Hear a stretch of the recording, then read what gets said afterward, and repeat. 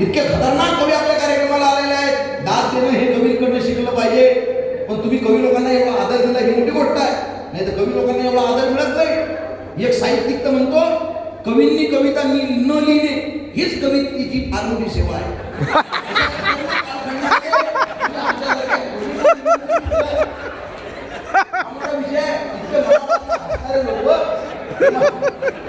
महाराष्ट्रात एवढे कार्यक्रम नाही तर हसत नाहीत लोक बसले आपल्याकडे पाहिजे गालातल्या गालात असतात.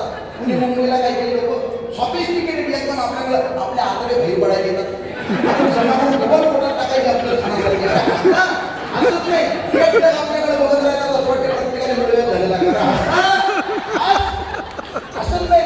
रात्री 2 वाजता तिथे जागे काय झालं दुपारी कुठं नेला तो प्रवासात नेला तो आवाज घेऊन खाला तवा हसलं पाहिजे की नाही.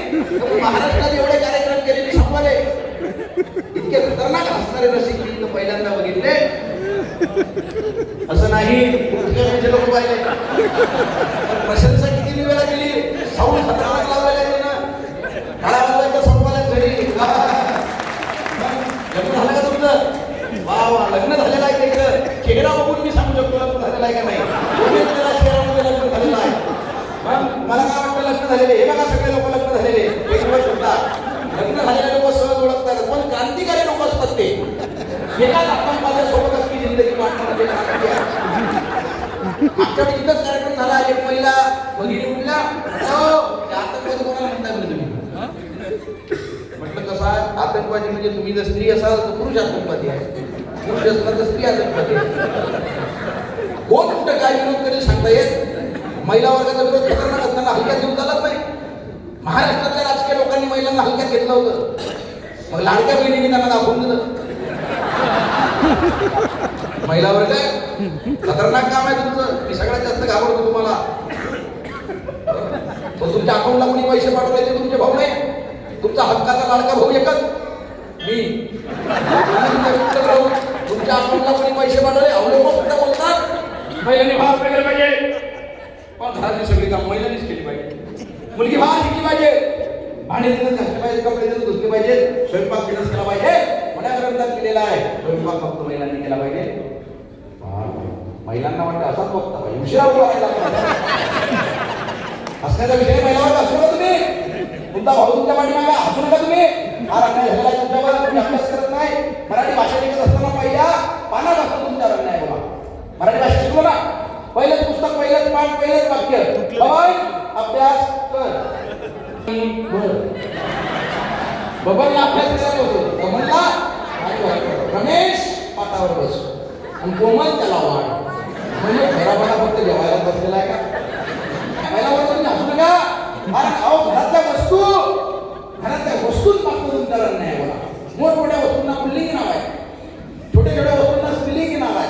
तो म्हणजे पुल्लिंगी, ती म्हणजे स्त्रीलिंगी. तो आंबा कारण तो गोड आहे, ती कैरी कारण ती आंबट आहे. तो पर्वत कारण तो मोठा, ती टेकडी कारण ती छोटी आहे.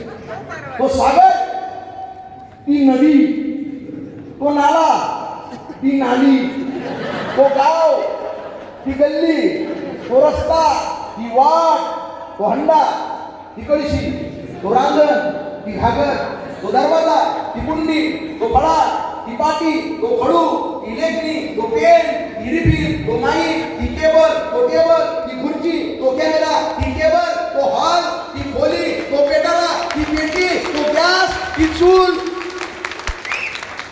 तो फेटा, ती टोपी.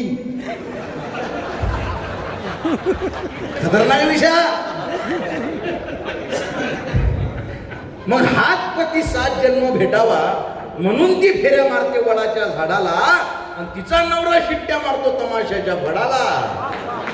येना जलवे. वा वा महिला वर्ग, तुमचा जोपर्यंत मला पाठिंबा आहे, मला कोणी निवडणुकीत पाडू शकत नाही. मी उभा राहत नाही हा विषय वेगळा. या लोकांना सांगा कोणी, माझ्या जर मनात आलं ना मी या देशाचा पंतप्रधान होऊ शकतो. चहा विकलेला आहे 2-3 दिवस मी. माझं राजकारणावर मत नाही आहे. मी हे सगळं माझं वैयक्तिक बोलतोय. राजकारणावर मी बोललेलो नाही नाही.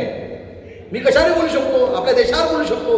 आसाम नावाचं एक खूप चांगलं राज्य आहे, तिथं गुवाहाटी नावाचा निसर्गरम्य प्रदेश आहे.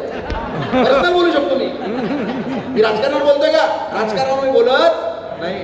कारण राजकारणाच्या हे जे लोक आहेत खतरनाक असतात. एक नेत्याचा पोरगा त्याला म्हणते बाबा मला राजकारणात जायचं, आई म्हणते तुला फसवता येते का लोकांना?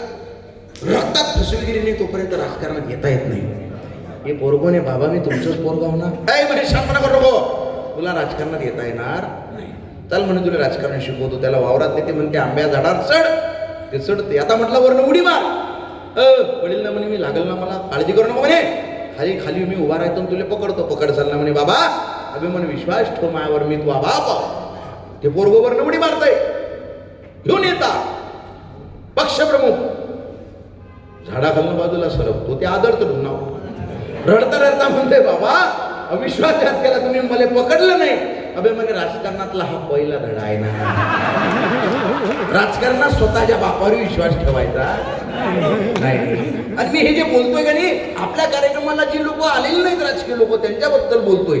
आपल्या कार्यक्रमाला जी लोक आहेत ती सगळी समाज सुधारक आहेत असं आपण गृहीत धरू. हातात घरी जायचं आहे मला.